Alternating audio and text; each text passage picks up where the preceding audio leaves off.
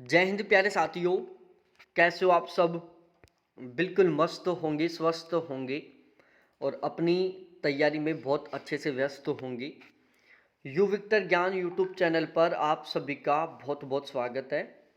आज के इस वीडियो में मैं बहुत ही डिटेल से डिस्कस करने वाला हूँ राजस्थान में जो जूनियर असिस्टेंट होता है उसकी सैलरी के बारे में, कि यदि आप राजस्थान में जूनियर असिस्टेंट बनते हैं तो आपको पहले महीने में कितनी सैलरी मिलेगी और सैलरी आपको प्रोबेशन पीरियड के दौरान कितनी मिलेगी और प्रोबेशन पीरियड के बाद कितनी मिलेगी। इन सभी के बारे में बहुत ही डिटेल से और बहुत ही सिस्टमेटिक तरीके से हम इस वीडियो में डिस्कस करने वाले हैं। तो मैं अब अपनी इस वीडियो की शुरुआत करता हूँ, एक एक करके आपको सारी चीज़ें बिल्कुल अच्छे तरीके से समझाता हूँ। अभी तक आपने चैनल को सब्सक्राइब नहीं किया तो प्लीज़ एक बार चैनल को सब्सक्राइब करो, वीडियो को लाइक करो और अपने सभी दोस्तों के साथ ज़रूर शेयर करो। देखो, राजस्थान में जो जूनियर असिस्टेंट होता है जिसको JA बोला जाता है, 2400 ग्रेड पे की पोस्ट होती है, लेवल 5 में आती है और इनका जो बेसिक पे है वो 20,800 रुपये से लेकर 65,900 रुपये तक रहता है। पे स्केल 5200 रुपये से लेकर 20,200 रुपये तक रहता है और ये पे बैंड फर्स्ट में आता है। ये बिल्कुल बेसिक जानकारी थी जूनियर असिस्टेंट के बारे में, जिसके बारे में आप सभी को पता होना चाहिए। अब हम बात करते हैं कि जैसे आपका फाइनली तरीके से सिलेक्शन हो जाता है तो आपको प्रोबेशन पीरियड के दौरान कितनी सैलरी मिलेगी। देखो, जैसे आपका फाइनली तरीके से सिलेक्शन होगा तो जो शुरू के 2 साल है वो आपके प्रोबेशन पीरियड में रहेंगे। प्रोबेशन पीरियड का मतलब क्या होता है? 2 साल का जो प्रोबेशन पीरियड होगा इसमें आपको एक फिक्स अमाउंट मिलेगा और उसमें जो आपकी कटौतियाँ होती हैं वो कटौती होंगी और सैलरी में किसी तरीके से कोई बढ़ोतरी नहीं होगी 2 साल तक।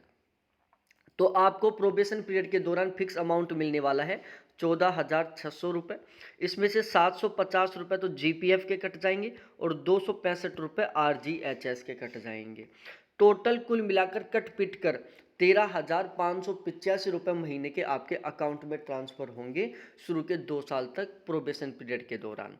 और ये जो 13,585 फिक्स अमाउंट है 2 साल तक लगातार, मतलब ये समझो 24 महीने तक आपको महीने वाइज तरीके से 13,585 रुपये मिलेंगे। इसमें किसी तरीके से कोई बढ़ोतरी नहीं होगी, चाहे DA कितना ही बढ़े और ना बेसिक पे में बढ़ोतरी होगी।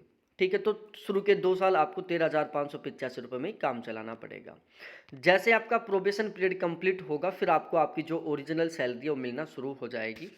देखो, प्रोबेशन पीरियड कंप्लीट होते ही आपका पहले महीने का जो बेसिक पे है, मतलब 25वें महीने का जो बेसिक पे है वो बनेगा 20,800 रुपये। इसके अलावा यदि हम बात करें DA, जिसको हम महंगाई भत्ता बोलते हैं, DNS अलाउंस बोला जाता है, इसकी फिलहाल में जो रेट है वो 53% है। DA साल में 2 बार बढ़ता है, एक बार तो जनवरी में बढ़ता है, दूसरा जून जुलाई में बढ़ता है।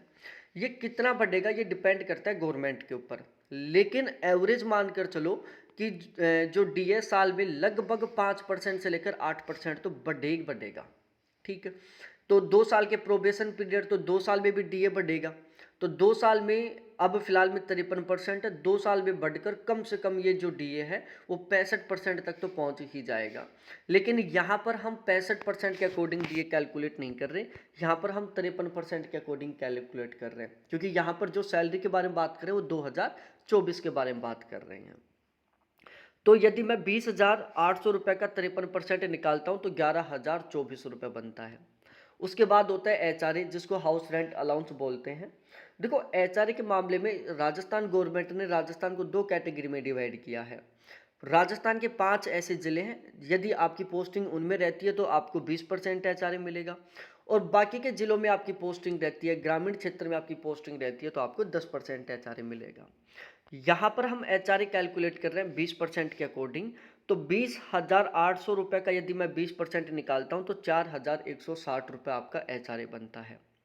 रही बात ट्रांसपोर्टेशन अलाउंस की, देखो वैसे ट्रांसपोर्टेशन अलाउंस आपको मिलेगा नहीं, लेकिन यदि किसी सरकारी काम से आप बाहर जाते हो तो उसका फिर आपको ट्रांसपोर्टेशन अलाउंस मिलेगा, उसमें आपका जितना भी ट्रांसपोर्टेशन का खर्च आएगा वो आपको वापस मिलेगा। तो इस तरीके से आपकी कुल मिलाकर पहले महीने की जो ग्रोस सैलरी वो बनेगी 35,984 रुपये। तो प्रोबेशन पीरियड के बाद पहले महीने की ग्रोस सैलरी कितनी बनी? 35,984 रुपये। अब इसमें कुछ कटौतियाँ होंगी। जीपीएफ के 1450 रुपये कटेंगे, एसआई के 700 रुपये कटेंगे। ये जो 1450 से 700 रुपये कट रहे हैं ना, ये डबल से भी ज़्यादा होकर विद इंटरेस्ट के साथ आपको वापस मिल जाएंगे।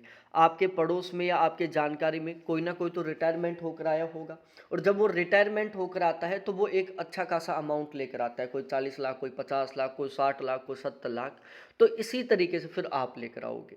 तो ये जो 1450 और 700 रुपये कट रहे हैं ना, ये विद इंटरेस्ट के साथ आपको वापस मिल जाएंगे। और ध्यान रखना, जितना गवर्नमेंट आपके कट रहे हैं ना, उससे ज़्यादा गवर्नमेंट अपनी खुद की तरफ से मिलाएगी हर महीने आपके, और फिर उसके ऊपर आपको लगभग 10% के अकॉर्डिंग ब्याज मिलेगा, और विद इंटरेस्ट के साथ आपको ये वापस मिल जाएगा। साथ ही साथ रिटायरमेंट के बाद आपको पेंशन भी मिलने वाली है। आरजीएचएस के 440 रुपये कट रहे हैं। इन 440 से आप और आपकी कंप्लीट फैमिली का बिल्कुल फ्री इलाज होने वाला है।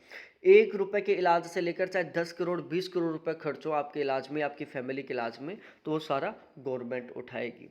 तो ऐसे टोटल कुल मिलाकर कटौती होगी 25वें महीने में 2590 रुपये की।